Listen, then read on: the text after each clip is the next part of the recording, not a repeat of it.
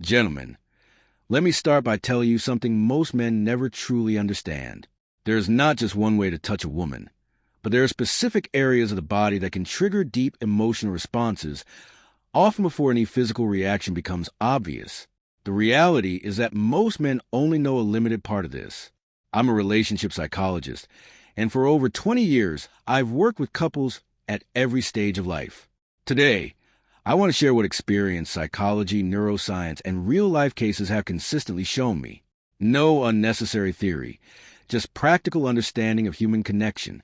Before we go further, let me ask a simple question. Do you really understand where and how a woman feels safe and emotionally open through touch? Not the obvious assumptions many people make, but the kind of touch that helps her feel understood on an emotional level. Many men believe they know their partner well. Yet when asked about this directly, they often struggle to answer. That is because no one really teaches this, and women themselves don't always express it in words. Instead, they communicate through subtle signals, posture, facial expressions, and body language that are often missed. In my experience, there are several important zones of contact that relate more to emotional safety and connection than anything purely physical. These are not just parts of the body in a mechanical sense, but areas where trust, comfort, and emotional awareness are expressed.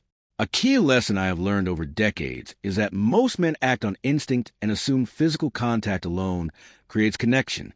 But for women, meaningful response begins with emotional safety, presence, and intention. One of the simplest examples is the hands. A woman's hands are often closely tied to emotional expression. Gentle, calm holding or light contact can create a sense of reassurance and presence. I have observed that couples who maintain simple hand contact over long periods often report stronger emotional bonds. Even small details like warmth, cleanliness, and attentiveness can influence how that moment is experienced. Another important area is the nape of the neck. This is where tension naturally builds, and gentle contact here is often associated with relaxation and comfort.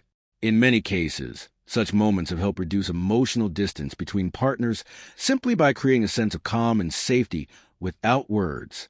The lower back, especially around the waist area, is often linked with feelings of support and stability.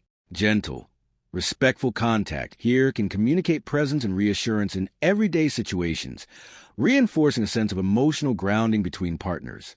Areas around the ear and jawline tend to be more sensitive and are closely connected to trust. Light, careful contact in these regions is often associated with emotional closeness, especially when a foundation of comfort already exists. Many people describe this kind of interaction as feeling valued rather than simply noticed.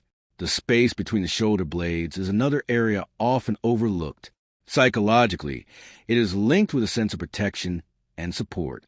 Because a person cannot easily see this area themselves, contact here is often experienced as reassuring and calming, rather than stimulating.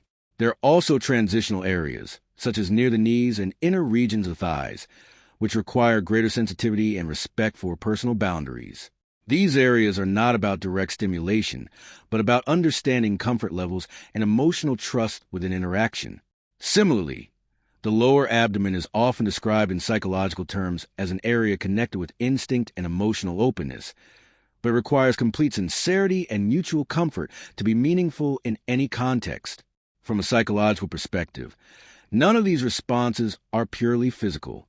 Human touch is processed emotionally and neurologically. Research suggests that touch can activate bonding responses in the brain, including the release of hormones associated with trust and emotional connection. However, the most important factor is not technique, but intention and awareness. In practice, what matters most is slowness, attentiveness, and respectful response. Small, consistent moments of presence often matter more than anything else. Many people only realize later that emotional closeness changed gradually through these subtle interactions, rather than through any single moment. Ultimately, these areas are not techniques in the mechanical sense. They are reminders that human connection is built through awareness, respect, and emotional presence. When touch is guided by sincerity rather than assumption, it becomes less about action and more about communication.